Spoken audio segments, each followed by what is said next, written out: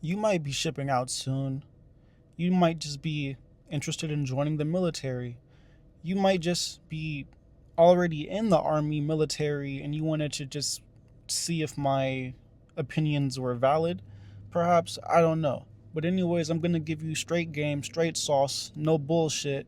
Things I wish I knew before army basic training. There's a lot of things that the recruiters don't tell you. There's a lot of things that you can't really expect until you're actually in those situations. I mean, a recruiter will only tell you so much so you can sign the piece of paper. I'm not saying that's what happened to me because some things are genuinely for you to experience. But let's get right into this video. Don't forget to like, comment, and subscribe. First thing, it's not a workout. It's a mental rewire. You might be thinking about joining and you're thinking, dang, the PT is going to be so hard, physical training. We're going to just be running all the time. We're going to be doing push-ups all the time. We're going to be getting yelled at, screamed at. Yeah, you are. That's definitely going to take place. But what's happening more so than that is it's a mental rewiring. You're not just going to do PT. You're going to become a whole new person, a whole new soldier. Not even that. You're going to become a soldier because they have to take you from a civilian and turn you into a completely different being, right? And so you're going to go from comfortability, being able to do whatever you want, sleep in, wear what you want, eat as fast as you want or as slow as you want, and your whole world is going to get turned upside down. You think right now walking and drinking is okay, like walking and drinking at the same time. But when you get to basic, you're going to find out you're not allowed to do anything except walk. If you want to take a phone call, stop and walk. If you want to text, stop and text. It's very weird, but that's what it is. It's a mental rewiring more than it is even a physical, like, it's definitely more of a rewiring of the brain, changing who you are, changing the way you think, more than it is the push-ups and the running and things like that. Next, you might not get mail for weeks. Man, mail at basic training is everything. It connects you to your family or your friends or your woman, your man, and you look forward to this. This is something that helps push you through a couple more days. You're supposed to get mail once a week. Sometimes training can conflict with this, and you won't even get mail for a week, maybe 2. It depends how your drill sergeants are doing, if you're behind schedule, if time allows for it, because sometimes it takes up a lot of time just passing out letters, packages, stuff like that. So it's really up to them, and it's really if time allows. But you are not going to get mail every day, every other day. You may get it once a week. Usually once a week is what they aim for, but it's not guaranteed. That goes for phones too. You're not even guaranteed phone calls. If time cuts into what would have been phone time, like if just the plans or hiccups occur, you're not getting 20 minutes on that call. They might give you, all right, you got 15 minutes, make it quick. We got to get back to it. And so you might be going in thinking, oh yeah, I get an hour. I get 30 minutes. No, it's not guaranteed. Mail receiving is not guaranteed. The amount of phone time you get is not guaranteed at all. They're really not concerned about that at all, really. They're not concerned about mail. They have to turn you from civilian to soldier, from trainee to soldier. And so that stuff is kind of on the back burner. Mail, phone time, that's the least of their concern. It is. But you do get it. I don't say that to scare you or make you feel like, damn, I'm not even going to get to text or call. Like, no, you will. But it's just not guaranteed. And you kind of have to be ready to expect anything. If they tell you, like if the plan was to give you 45 minutes of phone time and you end up getting 20, you kind of have to be mentally prepared for like the bare minimum. And if you're expecting letters, and that Sunday it's mail day and they're like, sorry, we can't get mail out, we're going to try again next Sunday, then that's just what it is. Like, It's gonna toughen your skin, thicken your skin up, but that's a part of the game. That's what we're doing it for. We want to go to become a tougher individual, a more disciplined individual, be able to handle more things, more stress, more unexpected occurrences, because those things are powerful in life. And so you're definitely going to get hit with curveballs, and it's going to be about how you adjust to them and how you end up swinging against those curveballs. Number 3, you'll bond with strangers more than you bond with your people back home. Ah, man, this is so true. Um, when I was going into basic, I didn't have the intent of making friends, making relationships, making connections. My mind was, oh, I got to go handle the mission, handle business, get in, get out, go hard, then go home, right? But what happens is you end up trauma bonding with people. You end up realizing that your battle buddies or your wingmen, if you're Air Force, those are your lifelines. Like, those are the people that you count on when stuff's getting tough. You look to your left, your right, you see everyone suffering with you, wrecking beside you, doing push-ups with you, taking a 45-second cold ass shower for shower drills with you, just getting the dog shit smoked out of you early in the morning with you. They become like brothers and sisters to you because, hey, if he's going through it, I'm going through it too. I'm not alone in this. You're not alone in this.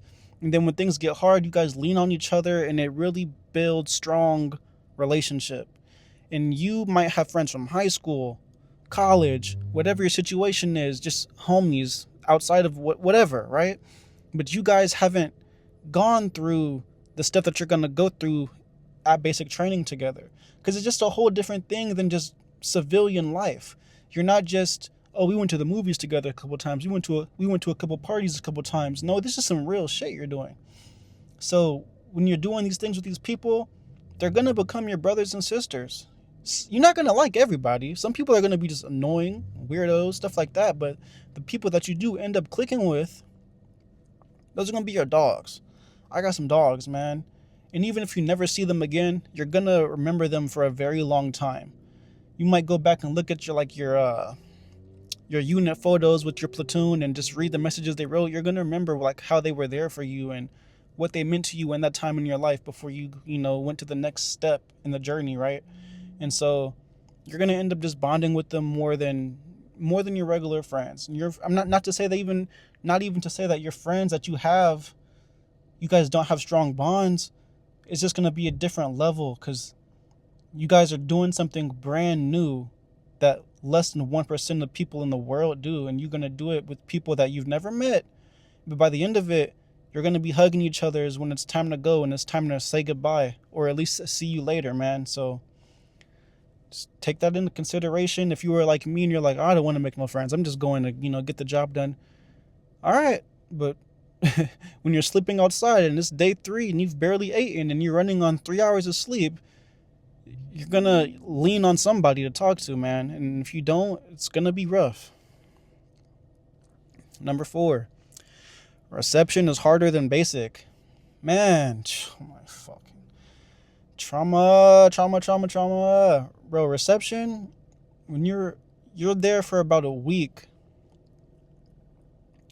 all you're doing is standing around and waiting from like 9:30 to like 7 p.m. with your meals in between, of course. They're going to feed you. But you're just standing and waiting, or sitting and waiting and waiting and waiting and waiting. Like, it's like a never ending, oh my God, type of game. And like, there's hundreds of people with you processing, and you're just waiting to get shots, waiting to get a haircut, waiting to get your uniform, waiting and waiting and waiting. And like, you're not doing nothing. You don't have your phone. It's just you and your mind and all these bald people, and like everyone's like nervous, and you're seeing drill sergeants here and there. They might just scream for no reason to put some intimidation in you. It sucks. Reception sucks. Reception is the worst part of basic. Basic itself is fun. Reception is bullshit. I wouldn't want to go through that part again. I would definitely go through basic again. That was some good stuff right there. But reception, oh God. You got to be strong for that. You got to be mentally strong for that. If you can, keep like a small notebook and like draw or like journal or something to keep your mind occupied besides the fact that you're just waiting and waiting and waiting. And because, bro, it's trash. Reception is trash. When you're at basic, you're gonna be so occupied doing things. You're gonna know what you're doing hour by hour by hour by hour. You're always gonna have something to do. There's not gonna be very much chill, relax time.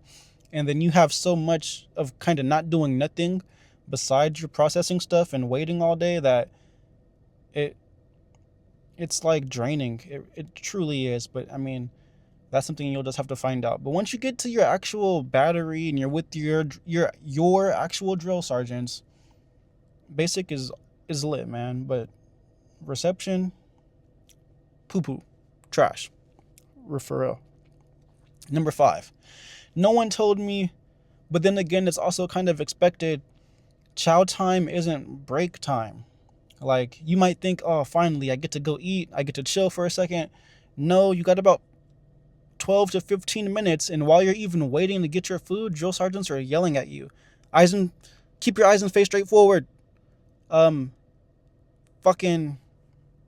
hands by your side. Keep your heels together. I want you shoulder to shoulder.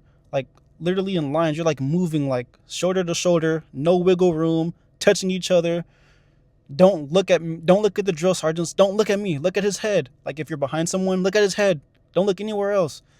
Hurry up, hurry up, hurry up, hurry. Like, bro, you're not getting to enjoy your food. And while you're trying to eat faster, eat faster. Chew now, taste it later. Eat it now, taste it later. Like, bro, you want me to eat my spaghetti now and taste it later? I have, bro, it's not break time. You might think, oh yeah, I finally get to know, bro. They're putting pressure on you. Pressure, pressure, pressure, pressure, pressure. And it gets annoying sometimes. Like, man, can I just enjoy my peanut butter and jelly without you yelling at my face about how I need to chew it faster? Like, dang. Then by like the last couple days, you'll have leeway, and then the drill sergeants will let you like mock them and like do your impersonations of them. But for the majority of basic, man, chow time, it's good because you get to eat and you're most likely going to be very hungry. But beyond that, they're tripping on you the whole time. Walk faster, drink your juice faster, like just a bunch of bull, man. But again, it's not that bad. I can't see you ever enjoy getting yelled at while you eat, man. But eat it now, taste it later. Chow time is not break time. It's more like hurry up so we can get out and continue to train. For real. Number 6, I think this goes without saying. You will be tested emotionally, not just physically. That kind of ties into number 1. It's not a workout, it's a mental rewire. But for me, it wasn't really a physical challenge besides rucking 10 miles. That was definitely a physical challenge. But more than that, it was like, dang, not getting to see my son, my wife, just being away from home. That gets you. That gets you. It gets you more than the physical stuff. Eventually, you get adapted to doing push-ups and running, and that stuff isn't very hard. Even if you're out of shape, I seen the worst of the worst still survive. Like, you're not gonna die. It's not that bad. But what is difficult is being away from the people you love, your friends, and where you grew up or where you live at. Like, that's the challenge, man. And it's more emotional than that. You don't get no letters. You might have a very short, limited phone time, and it's been a hard week. You just want to talk for a second, and you literally only get about a second. They'll give you 10, 15, 20, maybe 30 minutes. I think the longest we ever got was an hour, and that was like the last week of freaking basic, man. So just know it's okay to feel the emotions of missing home, missing the people you love. That is going to be harder than the physicality. So if you're worried about the physicalness of basic, I would more likely prepare to just the emotional drought that you're going to experience from time to time. It won't happen too much, at least for me it didn't, because like I said, you're so busy once you get to actual basic. You're doing something so much. Sometimes you'll just go to your room or your bed and you'll just pass out, like fall asleep. You won't have time to think about how much you miss family.